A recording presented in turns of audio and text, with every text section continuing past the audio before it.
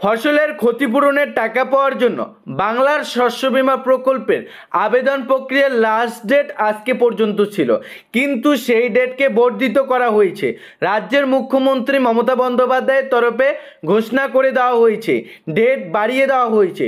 বন্ধুরা, মুখ্যমন্ত্রী মমতা বন্দ্যোপাধ্যায় উত্তরবঙ্গের শিলিগুড়িতে একটি সাংবাদিক বৈঠক করে পরিষ্কার বাংলার শস্য বীমা প্রকল্পের আবেদন প্রক্রিয়ার যে লাস্ট ডেট তা কিন্তু বাড়িয়ে দিয়েছে। এর পাশাপাশি দুর্গাপুজোর বোনাস হিসাবে আপনাদের বাংলার শস্য বীমা প্রকল্পের টাকা ব্যাঙ্ক অ্যাকাউন্টে ঢুকছে না দুর্গাপুজোর পরে ঢুকছে সেই আপডেটও কিন্তু মুখ্যমন্ত্রী জানিয়ে দিয়েছেন।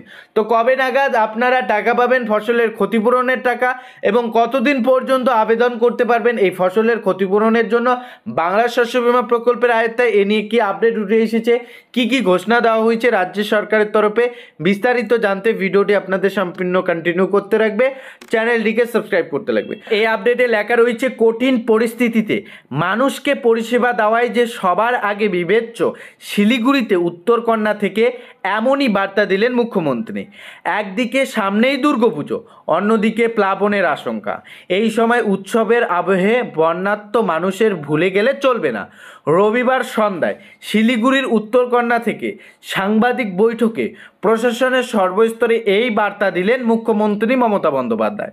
বন্ধুরা, প্লাবন পরিস্থিতি তৈরি হলে উত্তরবঙ্গে কি পরিস্থিতি রয়েছে তা খতিয়ে দেখতে রবিবার উত্তরের জেলাগুলির সঙ্গে পর্যালোচনার বৈঠকে বসেছিলেন মুখ্যমন্ত্রী মমতা বন্দ্যোপাধ্যায়। বন্ধুরা, প্রতিটি দপ্তরকে নিজের নিজের কাজ বুঝিয়ে দেন তিনি। পর্যালোচনা বৈঠকের শেষে মুখ্যমন্ত্রী বলেন, একদিকে পুজো, অন্যদিকে বন্যার ভাড়া, প্রতিটি ক্ষেত্রে মানুষের পাশে থাকতে হবে। পুজো বলে বন্যার ত্রাণে কাজের মানুষের পাশ থেকে সরে গেলে হবে না, এটিও একটি সেবা। বন্যার ত্রাণে মানুষের পাশে দাঁড়াতে হবে।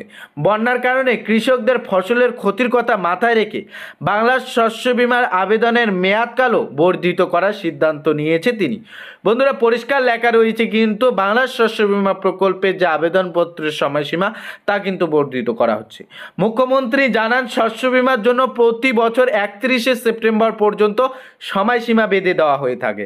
অর্থাৎ 31শে সেপ্টেম্বর পর্যন্ত আপনারা বাংলার শস্য বীমা প্রকল্পে ফসলের ক্ষতিপূরণের জন্য ধান বা অন্যান্য ফসলের জন্য আবেদন করতে পারেন।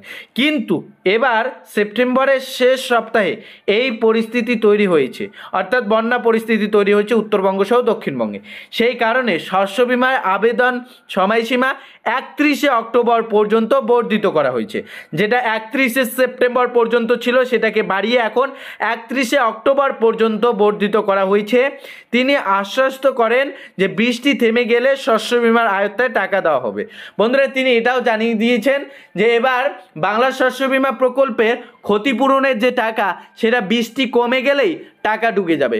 বন্ধুরা, বৃষ্টি কমার অক্টোবর মাসের প্রায় কিন্তু অর্ধেক দিন যাওয়ার পর বৃষ্টি কমার একটা কিন্তু সম্ভাবনা রয়েছে। অর্থাৎ অর্ধেক দিন যাওয়ার পরেই কিন্তু আপনাদের মিলতে পারে আবার যে আপনাদের বাংলার শস্য বীমা প্রকল্পের টাকা তা কিন্তু আপনাদের এবারে মিলতে পারে অক্টোবর মাসেই। বন্ধুরা, তাছাড়াও বলা রয়েছে, দেখতেই পাচ্ছেন, কৃষকরা যাতে উদ্বিগ্ন না হয় সেই পরামর্শও দেন মুখ্যমন্ত্রী। উল্লেখ্য, বৃষ্টি এবং বন্যা পরিস্থিতিতে সময় গ্রাম পঞ্চায়েতগুলিতে সাপের উপদ্রব বৃদ্ধি পায় সেদিকেও নজর রেখেছেন মুখ্যমন্ত্রী। অর্থাৎ একাধিক বিষয় কিন্তু তিনি ঘোষণা করে দিয়েছেন। সবথেকে গুরুত্বপূর্ণ যে বিষয়টি বাংলার শস্য বীমা প্রকল্পের আয়ত্তায় যেটা 31শে সেপ্টেম্বর পর্যন্ত আবেদন প্রক্রিয়ার লাস্ট সময়সীমা ছিল সেটাকে বর্ধিত করা হয়েছে। বন্যা পরিস্থিতি কিন্তু এখনও পর্যন্ত স্বাভাবিক না হয় অনেক কৃষকের ফসল নষ্ট হয়ে যাচ্ছে।